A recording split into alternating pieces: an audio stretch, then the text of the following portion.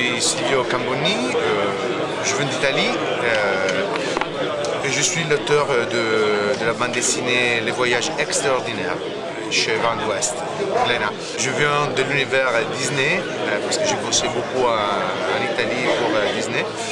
Après j'ai commencé à faire de la BD notamment avec la série Gargouille. Toujours avec Denis Pierre-Philippi au scénario. Après, on a fait d'autres choses chez Dupuis, Néphésis, et d'autres choses encore.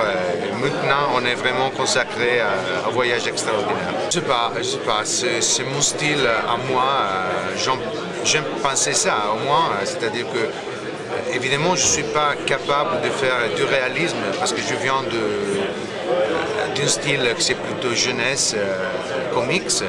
Et donc j'ai adapté ce style-là à une histoire qui c'est forcément un peu plus réaliste, mais le personnage, le décor aussi ne sont pas du tout. Donc c'est quelque chose que je vais mélanger, que j'espère que ça fonctionne surtout, mais je crois que c'est un style personnel. On a eu la chance de trouver un coloriste super, c'est Gaspard Ivan, il est jeune, il est motivé et surtout il a du talent.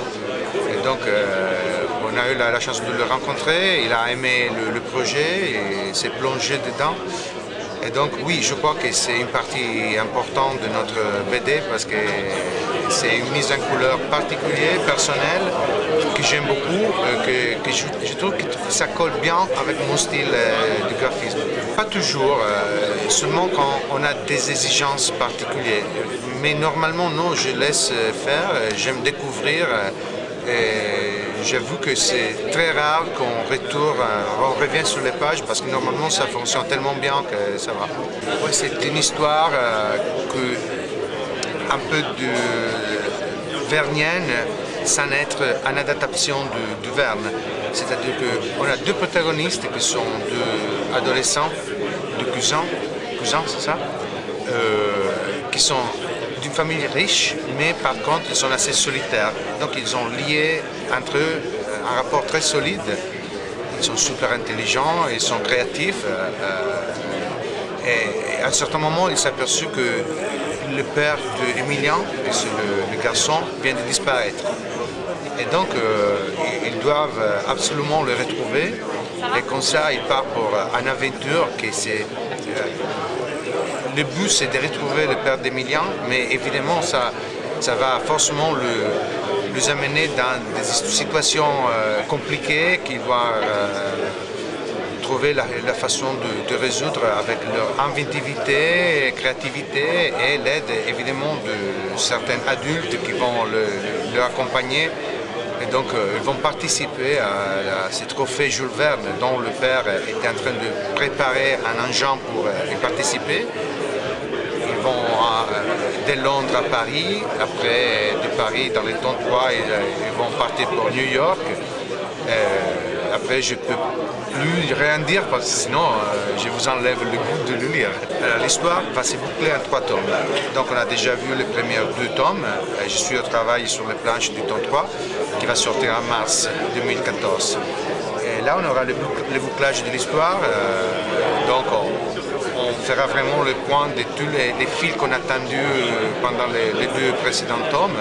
Le 3e axe, la disparition du père d'Emilien, ce fameux commanditaire qui on ne sait pas bien qui c'est, qui ne sait pas.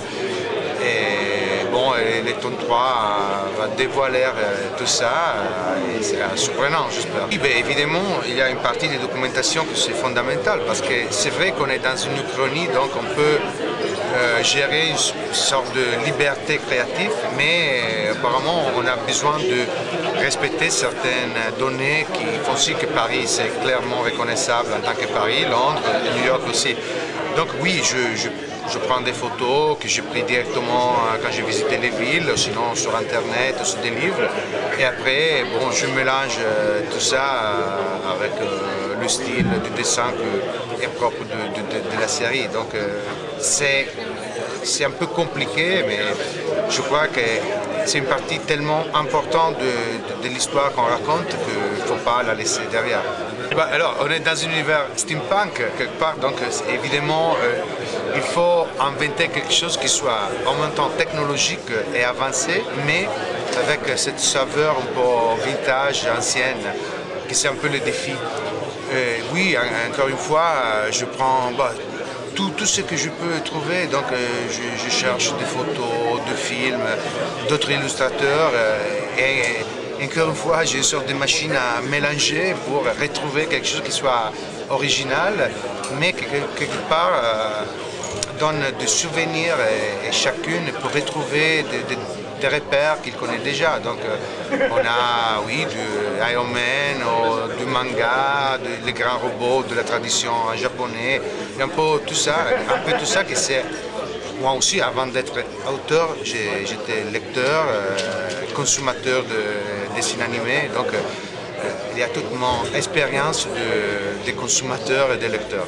C'est entre moi et Denis Pierre Philippi, qui c'est le scénariste, on a beaucoup parlé de ça, on avait envie de trouver quelque chose qui s'est détaché, qui se faisait voir dans les librairies, parce que c'est même ça le défi d'être visible.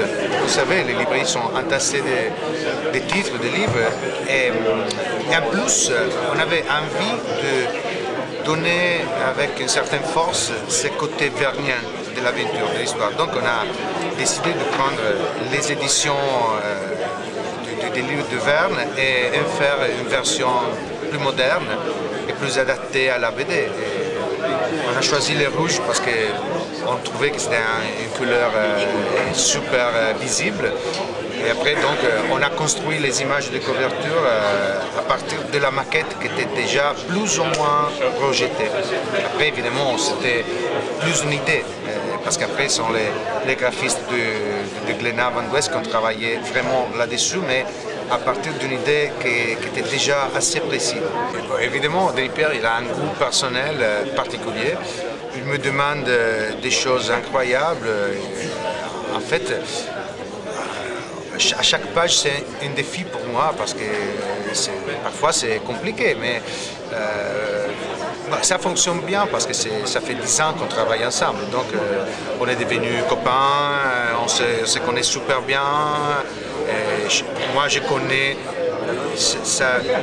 sa façon d'écrire, d'imaginer les univers. Il connaît mon style et donc on s'est adapté l'un à l'autre.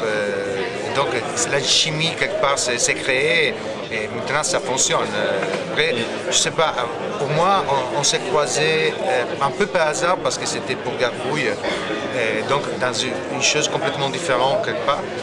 Et après je sais pas quand il va choisir les autres. Oui, on a déjà d'autres choses en tête, mais surtout on est consacré pour l'instant sur les voyages. Boucler la première aventure, on a déjà plus ou moins décidé avec l'éditeur qu'après on va la continuer. Donc on aura une autre aventure de voyage extraordinaire avec Emilien et Noémie évidemment. On a aussi, on est partant sur le projet de reprendre la série Gargouille dans une série one shot. Et donc là c'est encore un autre défi parce que c'est une série bouclée qui a eu un certain succès et il faut retrouver, renouveler la série pour essayer de récupérer notre public de Gargouille. Et après, on a encore d'autres projets que je ne sais pas, parce que là, c'est plutôt un problème de temps. On ne peut pas tout faire et surtout pour les dessinateurs, le temps, il faut vraiment avoir des mois, des années pour faire des albums, donc c'est un peu compliqué. Mais oui, on a au moins notre projet déjà préparé, prêt à partir, mais je ne sais pas quand on va pouvoir le faire. C'est cruel là, parce que moi j'ai envie d'entrer dans la tête de plusieurs artistes. Donc quand je cherche des choses, je ne cherche jamais dans une seule direction. Et donc j'adore des choses qui sont complètement différentes les unes des autres. Donc évidemment, quand j'étais un garçon, un petit garçon, j'adorais Uderzo par exemple. Astérix pour moi était une découverte exceptionnelle. Mais après, j'ai découvert d'autres choses qui sont complètement différentes de mon style. J'adore le travail de Jiménez par exemple. mais je ne serai jamais capable de le faire. Mais ça ne m'empêche pas de le regarder encore aujourd'hui pour retrouver des choses que dont je peux m'approprier et refaire dans mon style à moi. Donc il y a tellement d'artistes énormes, gigantesques, que j'adore, que ce serait impossible de penser de choisir qu'un, seulement un.